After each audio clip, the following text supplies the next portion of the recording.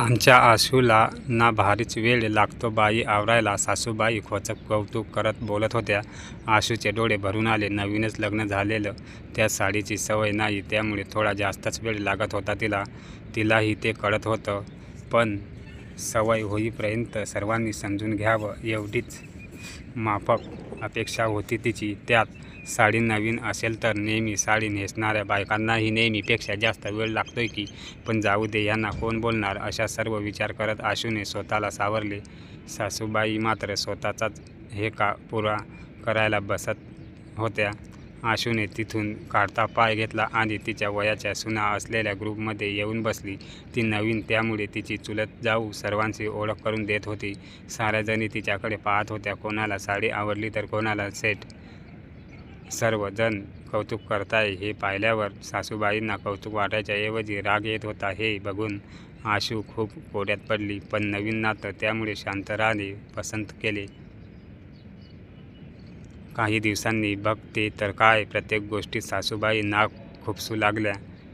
बाहेर जाताना ती आवरायला गेली की बाहेरून नुसता आरडाओरड. तिची खूप चिडचिड व्हायची, पण तरीही ती स्वतःला शांत करत होती. प्रत्येक पहिला सण तिला खूप हौसेने साजरा करायचा असे, पण सासूबाईंना कसली हौसच नाही. एवढी मेहंदी काढू नको, असे कपडे घालू नको, गळ्यात केवढे मोठे घातलेस, कानात एवढे मोठे कशाला, कमरपट्टा कशाला, नथ कशाला. तिला त्याच्या या टोकण्याचा खूपच कंटाळा आला होता. साडी किंवा ड्रेस घेताना सुद्धा हा कलर नको, ही डिझाईन नको. तिच्या नंदेचे शिक्षण नुकतेच पूर्ण झाले. तिच्यासाठी वर शोधत चालू केले, तेव्हा तिला बघायला आलेल्या पाहुणे मंडळीसमोर सासूबाई लेकीचे कौतुक करत होत्या. हल्लीच्या मुलींना सवय नसते, त्यामुळे वेळ लागतो आवरायला, त्यात त्यांना नटायला मुरडायला भारी आवडते. अहो, हेच तर वय असते ना. सासूबाईचे हे बोलणे ऐकून आशू बघतच बसली. पण घरात पाहुणे, त्यात आते सासूबाई आल्या होत्या, त्यामुळे तिने शांत राहणे पसंत केले.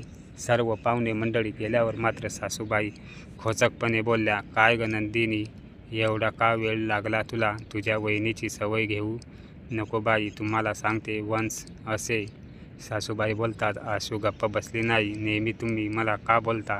आज नंदिनीला उशीर लागला तर तिची बाजू सावरायचा प्रयत्न करत होतात का? तर ती तुमची मुलगी आहे म्हणून आणि मी सून म्हणून मला बोलला. पण मी सुद्धा ह्या हल्लीच्या जमान्यातीलच आहे. मी काय लग्नाआधी रोज साडी नेसत नव्हते. मलाही ह्या सर्व गोष्टीची सवय नव्हती आणि मला काय माझ्या आईने जुन्या साड्या दिल्या नव्हत्या. मी सुद्धा नवीन कोऱ्या साड्या घेऊनच आले होते. पण तुम्ही मला कधी निर्या व्यवस्थित करायला मदत केली नाही की साधी पिन लावायला मदत केली नाही. स्वतः करायला मला वेळ लागत गेला आणि प्रत्येकाला तुम्ही किती खोचकपणे सांगताना ते मला माहिती आहे. पण प्रत्येक गोष्टीत मी तुमचे ऐकणार नाही. मला जे आवडते ते मी करणार. आणि हो, नटणे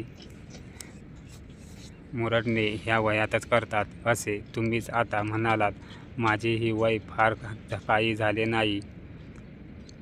आशू तिथून गेल्यावर आत्याबाईकडे बघत सासूबाई हात हलवत म्हणाल्या, हे असंच आहे बाई, हल्लीच्या ह्या मुली. तेवढ्याच आत्या मोठ्याने बोलल्या, वहिनी अहो बस आता, तुमचा सुरुवातीचा काळ देखील असाच होता की हो? तरी एक बरं, तुम्हाला नटण्या मुरडण्याची आवड नव्हती, नाही तर त्या गोष्टीसाठी अजून 1 तास जास्त गेला असता आणि एकच हशा पिकला. सासूबाई रागाने आतल्या खोलीत जाणार तोच आत्याबाई म्हणाल्या, अहो वहिनी, रागवू नका, पण माझ्या आईने केली किंवा फार पूर्वीपासून अनेक सासू करत आल्यात, तीच चूक तुम्ही करताय म्हणून जुना विषय काढला मी.